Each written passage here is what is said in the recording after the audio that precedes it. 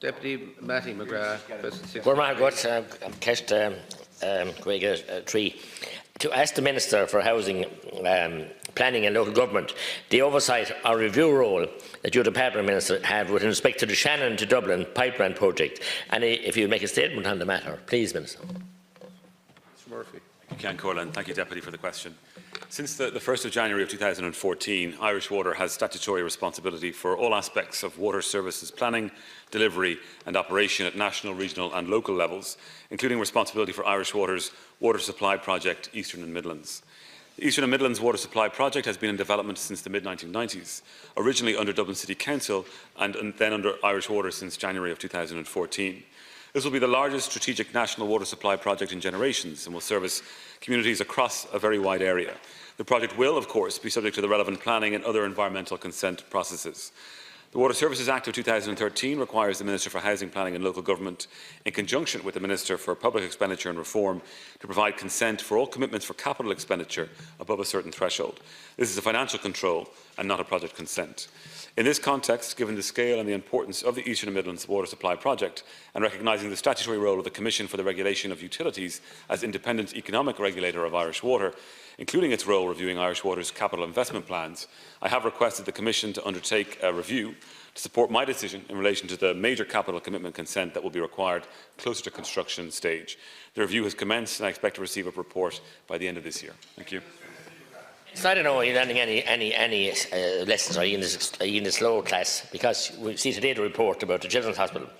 Some time ago, I submitted a PQ to your department seeking information on the proposed and projected costs of this pipeline to bring water to Tipperary to Dublin.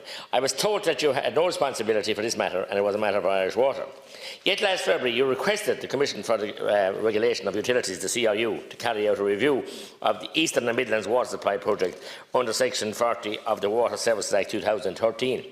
At this time you said you were doing this, and I quote, to enable your department to have full consent and for all the commitments for the capital expenditure above a certain threshold. So on the one hand, Minister, you seem to have no oversight of this project, and on the other hand, you need to get the CRU to sign off on projects like this. Which one is it? Cane scale. Which is it? Can I just remind you of another massive capital expenditure project that another minister entrusted to the responsibility of another board, namely the National Children's Hospital? We know what that is. We'll be coming back to that in a minute. Mr. Murphy, please. Thank you, Ceann Corlin. Thank you, Deputy, for the follow-up question. What I wasn't clear about in your follow-up question is whether or not you support the project and whether or not you think it's necessary. Well, that's an important thing to know, because it absolutely is necessary, Deputy, and so perhaps attempts by you to undermine the project, now that we know the motivation, can be viewed in that light. Of course, the CRU has a central role here, and what I've asked them to do is a verification process to give further comfort to the different elements that are involved as part of the financial consents that will be given. I've already given consent for more than 40 million last year in relation to the planning stage of the project, and at the moment I am in consultation on consent for additional money for 2019, up to an amount of potentially 60 million in relation to further work that will be undergone through the ministerial consent process in relation to the project. There are a number of different consent pieces in place, obviously, of course, between myself and the Minister for Public Expenditure and Reform as the project goes through the various stages in relation to the planning application being lodged and then consent to actually undergo the capital improvements and everything else. And obviously, as we go through that process, we review the different assumptions that are there around the capital costs of the project. A certain amount will be coming back to you. This pipeline has been described as one of the most important infrastructural projects in the history of the state. The Shannon-Dublin water pipeline will cost more than 1.2 billion, and if it's like the Children's Hospital costs twice that, and is intended to supply 40% of Irish households unconnected with and around Dublin with water from the River Shannon by 2025. Into a leaking system that's leaking nearly 60% of the water.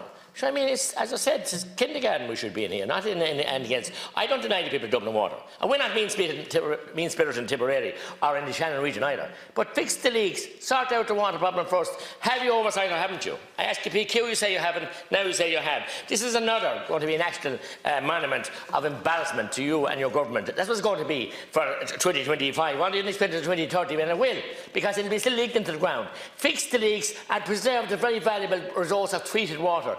Pointless pumping treated water into a creaky system. As I said, any household, if your well was giving you trouble and you couldn't keep burning out pumps for supplying the water to the well, you'd fix the leaks first very fast. But this is public money. You see, everything you can do what you like with it. No accountability. Time is up, Deputy Minister. Can you? Thank you, Cancora, and thank you, Deputy, for your follow-up question. Please don't use what's happened with the Children's Hospital to try and undermine what is a very important capital project. Based on your logic, we wouldn't make any more capital investments based on what you just said, okay? Based on the logic that you are applying to this project. Of course, this project is not just for Dublin. This project is not just for Dublin. But even if it was, given the leakages that we know that we have in Dublin, even if you fixed all those leakages, it wouldn't give us the redundancy and the contingency supply that we need. 40% of the Liffey flow is taken into the water system. We need to reduce that, obviously. Of course, we need to fix the leaks as well, but we need to think about the planned projections of populations that are going to come into the city and the need for between 10 to 15% of headroom above what we'll need to produce for that extra population. At the moment, we've got less than 1% headroom. So in conjunction with the money, the money that is being provided to fix the leaks in Dublin, which will happen and will take a period of time, we also need to actually have a new project for water supply and water security for the East and Midlands of the country. Thank you, Cancora.